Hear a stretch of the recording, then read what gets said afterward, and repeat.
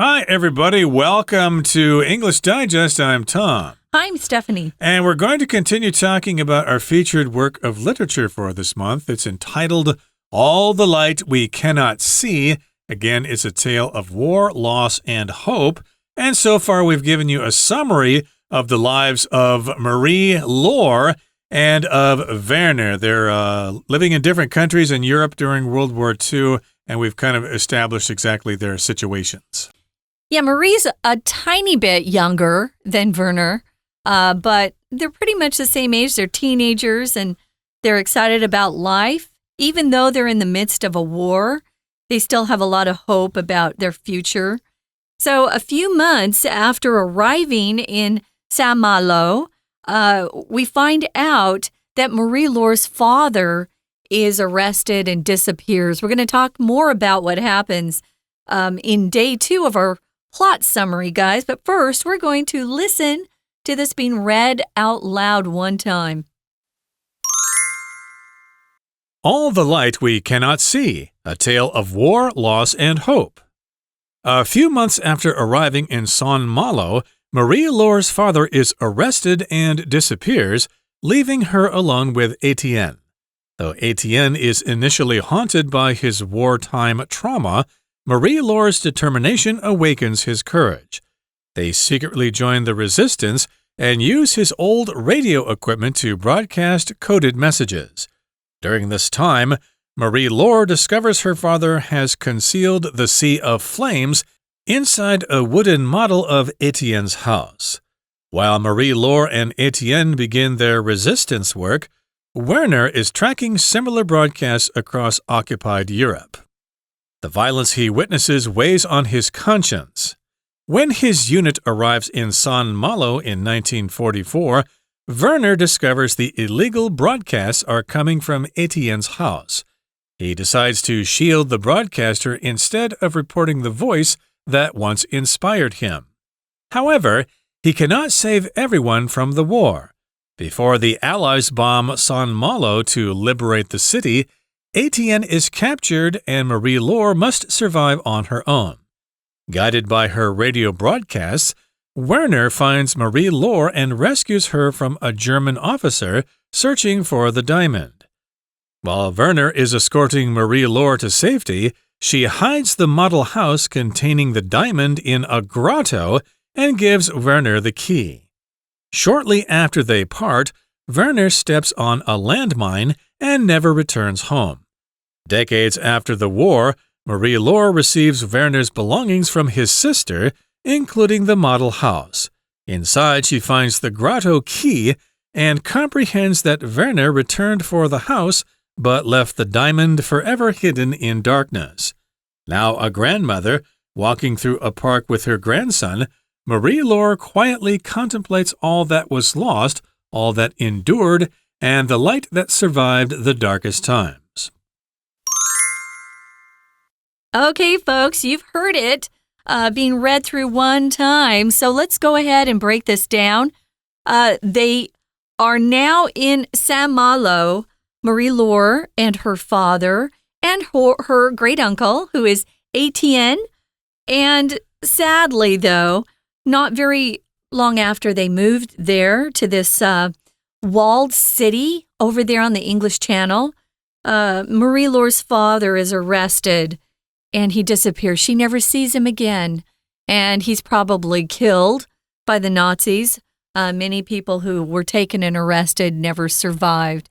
They either thought you were Jewish and they killed you, or they thought you were working for the enemy. And they would have been right, because Marie-Laure's father was definitely anti-Germany and anti-Nazi. So this leaves her alone with her great-uncle in the house, Etienne. He's older. He's not a young guy anymore. And he had fought in World War I and was still suffering from a lot of the abuse he suffered during the war. Right, but of course her father's gone now, so it's just her and the great-uncle, or the granduncles, I should say, or great-uncle, I think that's correct. But in any case, at the beginning, he is still haunted by his wartime trauma, but Marie-Laure has to, kind of snap him out of it. We got to work together here. You can't keep having these, flashbacks to your terrible experiences during World War I. We need to work together. We're in a terrible situation now. She's very courageous, and I think it affects her great uncle to see this little blind girl have so much courage and enthusiasm for life. Okay, so here we've got the word haunted. To haunt just means to scare somebody, so he's haunted by these memories. Trauma is just a terrible situation. If you experience trauma, maybe you saw somebody killed or something like that, or something terrible happened to you, that would be trauma. And Marie-Laur's determination awakens his courage, as you just said. She sort of inspires him to snap out of it and start to be braver here, and they secretly join the resistance and use his old radio equipment to broadcast coded messages. So here, of course, again, they're in this other town, and they're going to join the resistance. Okay, so during World War II, of course, there were people who were fighting against the Nazis. They had to do this in secret, of course, because if the Nazis found out, they would probably torture you and kill you and stuff like that. So you were taking a big chance by being part of the resistance. A resistance here is from the verb to resist, which means you don't want to do what other people want you to do, okay? So, maybe someone's trying to force you to do something, and you resist, or you have resistance. No, I'm not going to do that. Stop trying to force me. Mm-hmm. Typically, when you read about World War II or you watch any films about that period of time, the resistance will be capitalized. It was a really secret group that fought against the Nazis during World War II. It could be Italians that didn't want to be taken over by the Germans, but the Germans invaded Italy too. There was a resistance group in France. There was a resistance group in Italy, and they were kind of like spies working for their own countries, right? They were trying to resist being taken over by a country that they disagreed with. They hated the Nazis. They hated Hitler. So they were very courageous people. They were working kind of in an underground movement. It was very secret. So they secretly joined the resistance. So here's this young teenager, and she convinces her old uncle, who hated war, she convinces him to be courageous as well. And they use his old radio equipment that's in an attic to broadcast coded messages. So they are really part of the resistance. They're not even hiding it anymore. It's not something they talk about just within their home. They're trying to broadcast messages outside their home, hoping that other resistance members will hear them. If something's coded, it could be a system of words or letters that are put in a particular order, and it can only be deciphered or decoded by someone who has the code, the legend that knows how you're actually coming up with this code. So it's kind of fun. And that's what they did. During this time, Marie-Laure discovers her father has done something that he didn't even tell her about, and he concealed or hid that beautiful diamond called the Sea of Flames inside one of the wooden models that her father built. He not only built one of their neighborhood before they moved, he built a new one when they moved to Saint-Malo and lived with a great uncle. So she's using her fingers, and she's going through that model, trying to learn the neighborhood, and discovers the diamond inside that model. Right. He did not tell her, evidently, so she figures it out on her own, or maybe he thought that she'll probably find it herself anyway. Yeah, he knew. So he knew, okay, you obviously know all about this kind of stuff. I don't know why I'm here, because you can summarize it anyway. But in any case here, he hid this diamond inside the model there that was built of this town in northern France there where they're hanging out. And again, this model is in Etienne's house. That sounds like ATN. If you have any trouble pronouncing that, just say the letters ATN and you're pretty close. Yeah. Now here in the next paragraph it says, while Marie-Laure and Etienne begin their resistance work, Werner is tracking similar broadcasts across occupied Europe. Okay, so again, we've got these broadcasts going on. And again, they found that radio equipment, I guess this would be a transmitter. You need to have a transmitter if you want to send radio messages. And then you have a receiver if you receive those signals, most of us will have a radio at home, which is a receiver. But if you can send messages, like if you have a ham radio set or something like that, or a two-way radio, then that would be both the transmitter and the receiver. So again, they're working with radios here. And of course, Verno is doing kind of the same thing. He's listening to this broadcast all across occupied Europe. That's the part of Europe that was conquered or invaded by the Germans, which, my goodness, would include the Netherlands and Belgium and France and Austria and Poland and all sorts of places. Yeah, except for England. So it was pretty serious back then. What happens is he overhears these transmissions, has to report them to his bosses who are Nazis, and they go to those homes and they kill the people who are transmitting these messages. So the violence he sees is the death that is happening in front of him, and he feels like it's his responsibility that they died because he was the one who overheard and could figure out where the transmissions were coming from, these broadcasts. So it says here, the violence he witnesses weighs on his conscience. He feels terrible. Your conscience is that feeling inside of you that tells you if something's right or wrong, and it guides you in your actions, whether, your conscience may be telling you, oh, don't steal, but you ignore that voice. Or your conscience could say, don't steal, and you listen to it.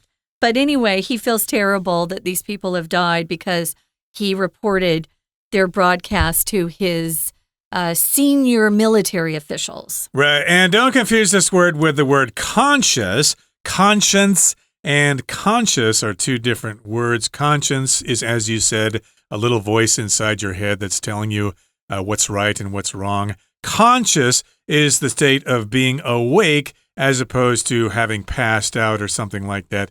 So you're conscious means you've probably recovered from an illness or something, and you are no longer in a coma or whatever. But here, this weighs on his conscience. He kind of feels guilty about these people getting killed because he helps people find, or he helps the Nazis find these people sending these illegal transmissions. And when his unit arrives in San Malo in 1944, kind of toward the end of the war there, Werner discovers the illegal broadcasts are coming from Etienne's house.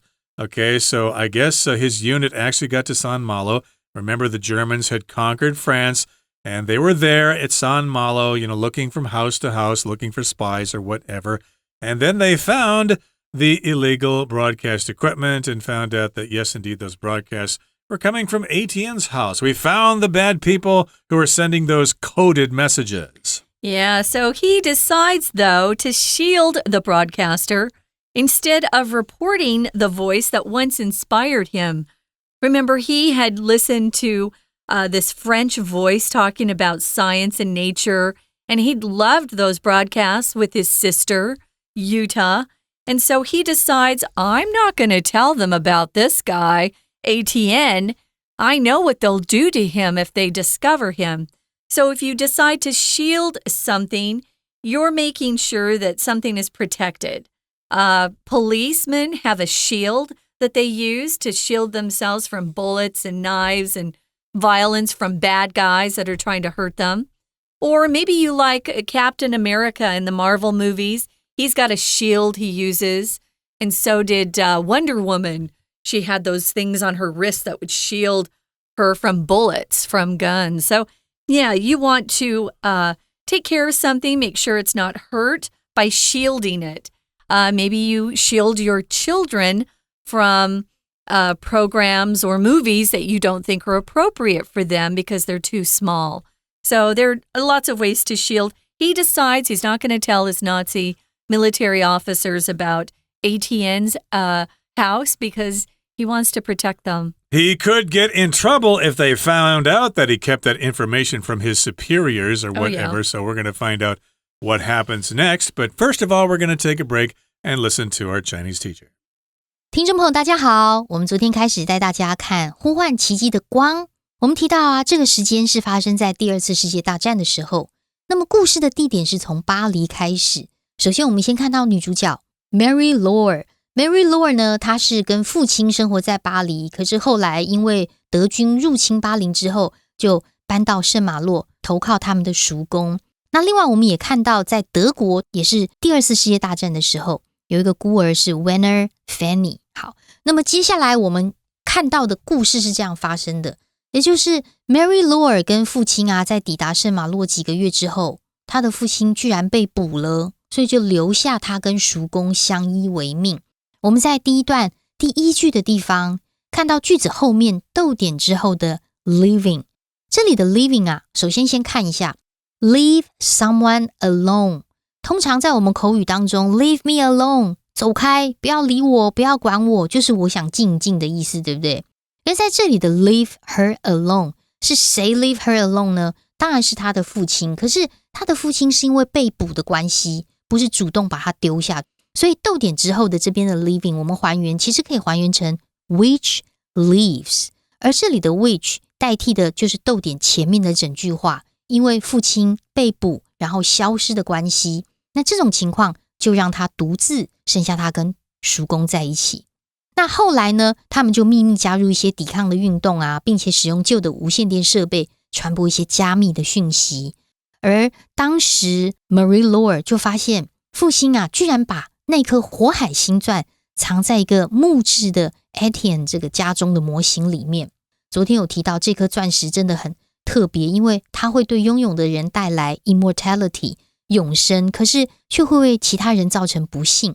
接着来到第二段咯，当时啊，当 Mary Lore 跟 Etienne 就是他的叔公啊，展开抵抗运动的时候，德国这个 Werner 则被德军占领的欧洲啊追踪类似的广播，他一直在听，可是他看到很多的暴行啊，所以他的良心就备受煎熬。我们来到第二段的第一句，第一句当中的 while 第一个字当然是 when 的意思。接下来呢，我们就要看到第二段第四句的地方，这里第四句啊特别提到 Werner 发现非法的广播是来自于 Etienne 他的房子，所以他就决定要掩护这位播报者，而不是举报那个曾经启发他的声音。还记得我们昨天提到故事当中， Werner 跟他的妹妹特别喜欢收听广播，然后呢，他们特别喜欢一个法国的讲者讲述自然，就是这个 Etienne。 所以我们在这一段当中啊，第二段的第四句特别注意中间的 instead of， instead of 它是一个介系词片语，对不对？所以后面要用 reporting 动词 ing。 可是这个而非而不是在英文当中除了 instead of 之外，其实还有另外一个片语叫做 rather than， rather than。 那么 rather than 它是连接词，所以如果这里的 instead of 换成 rather than 的话呢，后面的 reporting 就要变成动词了，用来连接前面的 shield 跟后面的 report。 那当然在最后面 the voice 接着的 that 一直到句尾是限定用法的关系子句哦，先行词是 the voice， 而限定用法的关系子句从 that 一直到句尾的地方。 We're going to take a quick break. Stay tuned. We'll be right back.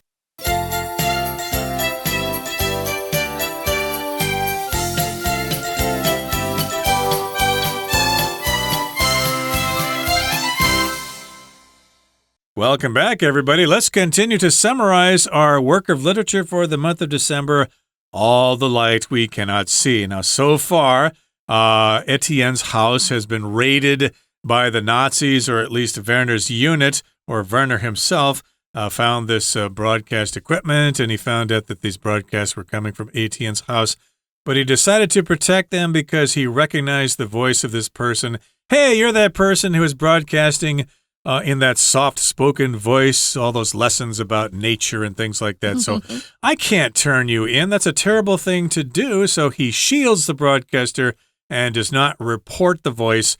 And that voice, again, inspired him at one time. However, it says in the next paragraph, he cannot save everyone from the war. That's the sad part of this. So before the Allies bomb Saint-Malo to liberate the city, Etienne is captured and Marie Lore must survive on her own. Yeah, at one point, this little girl is completely alone. And that's when the two of them meet. But that's another part of the story. So, yeah, the Allies, of course, are the people, the countries that are fighting against the Nazis. And that would include a lot of us. It included Russia. It included the U.S. It included China. China was even fighting. So the Allies were all united. Of course, England was right there in the middle of Europe.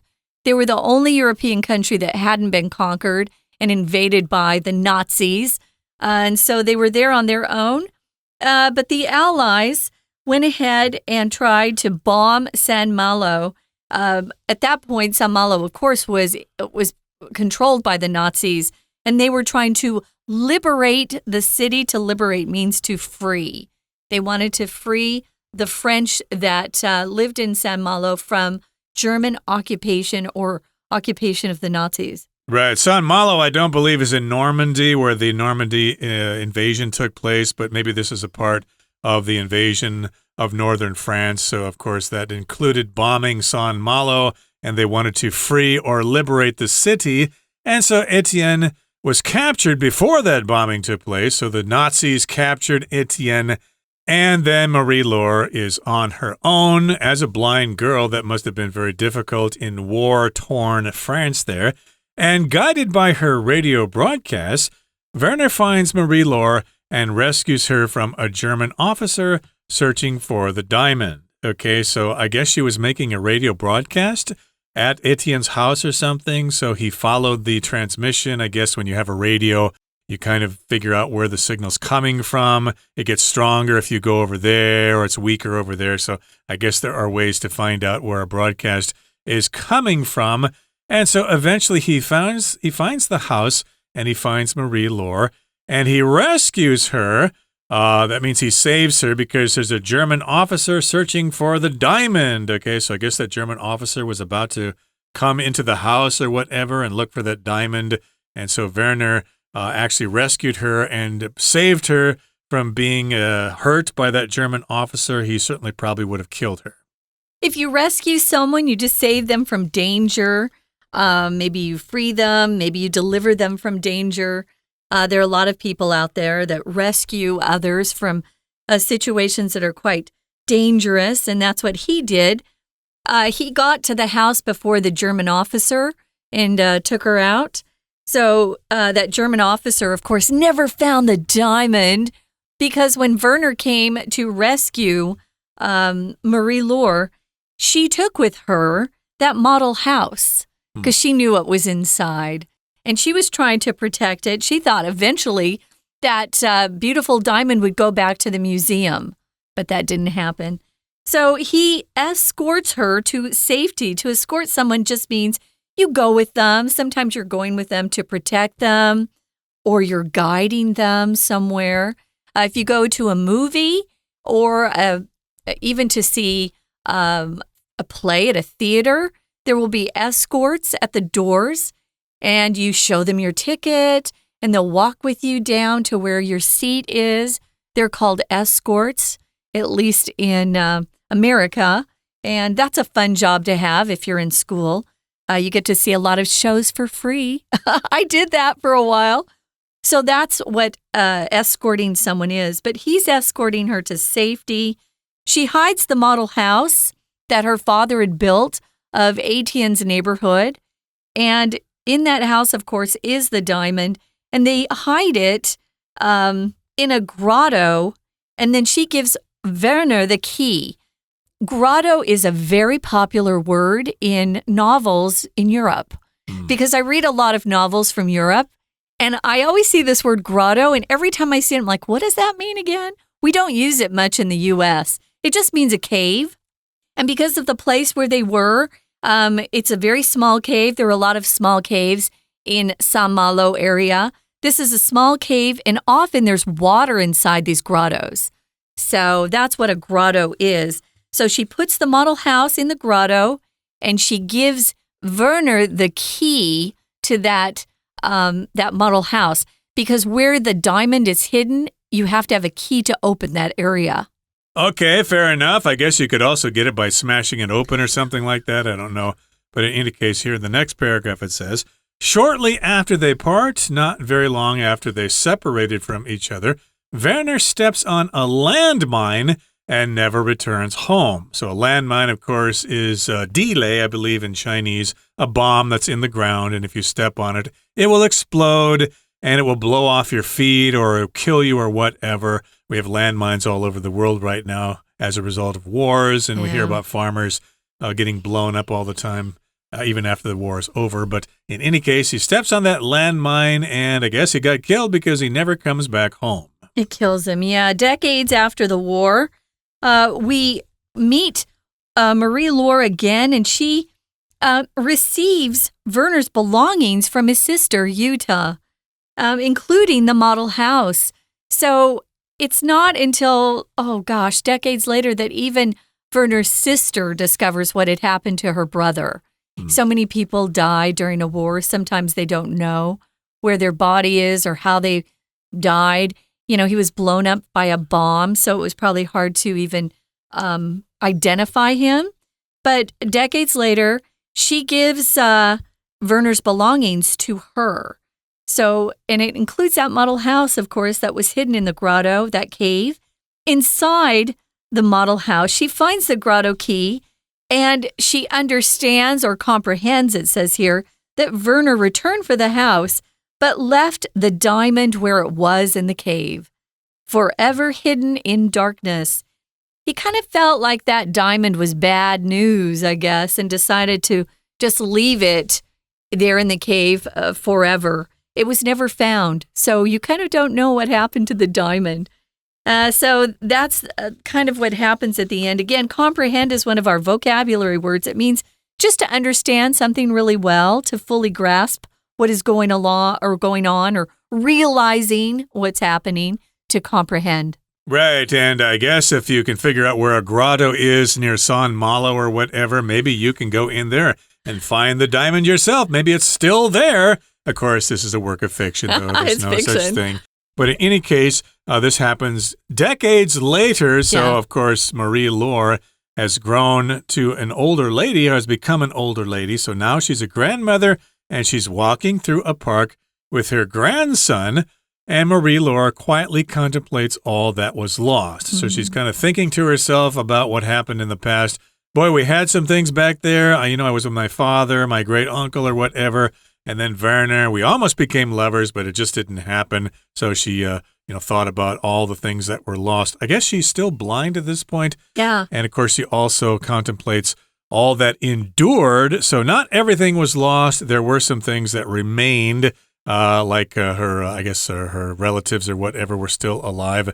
And also she contemplates the light that survived the darkest time. So that light here is not really literally light. It's kind of symbolic. The light of hope, I suppose, is what that means. Yeah, or goodness, because all of these people were sort of put into situations where they had to show, what they were made of. They had to show their values. All of them were courageous, and even Werner was there on the wrong side of the war, as we like to say, but he realized that he wanted to do something better than just hurt people and be violent in a war, so he did his best to protect the innocent.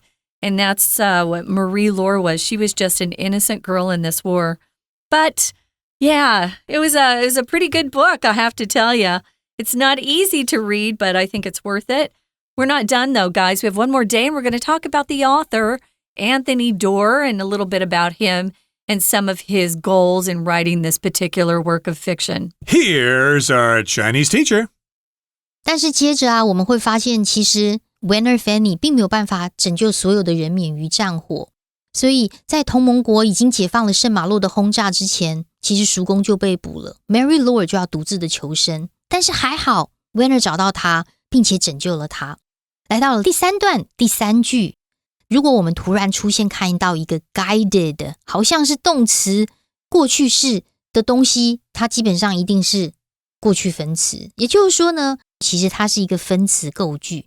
那这个分词构句的 guided 被谁来引导呢？真正的主词就会出现在逗点之后 Werner， 所以它是一个句子的简化，它要讲的是两个句子两个概念。 Werner 被收音机所引导， Werner 就找到了 Marie-Laure， 然后拯救了他。那当然我们来到第三段第四句，这个第一个单字的 while 特别把它抓出来。我们刚刚说第二段第一句的 while 根据上下文来判断，它表示的是时间 when 的意思，但是 while 放句首常常还有 although 之意，表示虽然。所以虽然如何如何，在这边有通顺吗？我们会发现在逗点前面 Winner is escorting Mary Laura to safety, she hides blah blah blah。 我们会发现在这里还是一个 when 的功能。当他护送的时候， Mary Laura 居然把他的 model house 把它藏起来了。而这里的 model house 后面带了一个限定用法关系子句的简化 containing the diamond， 这里的 contain 还原是 which or that contains， 所以他把这个藏有钻石的模型屋已经藏起来了，而且还把钥匙交给了 Winner。 所以之后到底发生什么事呢？两个人分开不久之后Winner 居然踩中地雷，后来就死了。那过了很久很久，数十年之后， Mary Laura 从 Winner 妹妹那边收到她的遗物，而现在 Mary Laura 已经是为人祖母了。那么我们看到句子的最后一句，第四段第四句的地方，我们会看到动词的 contemplate 叫做沉思。可是沉思什么呢？沉思三个受词，第一个 all that 点点点，逗点 all that 点点点，逗点 and the light that。 contemplate 沉思后面的三个受词都带了限定用法的关系子句，所以我们可以把 all 后面的 that 到逗点，还有第三个受词 the light that 到句尾的地方可以左右挂号起来。所以我们会发现呢，这整个小说是以这样子的一个几十年后的时间点作为一个结束。我们明天还会针对这小说会有更多的讨论哦。我是安娜，我们明天见。That's it for today. Remember to check out our program next time when we continue to talk about all the light we cannot see. We'll talk about the author himself and some themes of the book. And also make sure to check out our extra content on YouTube and Facebook. From all of us here at English Digest, I'm Tom. I'm Stephanie. Goodbye. Bye.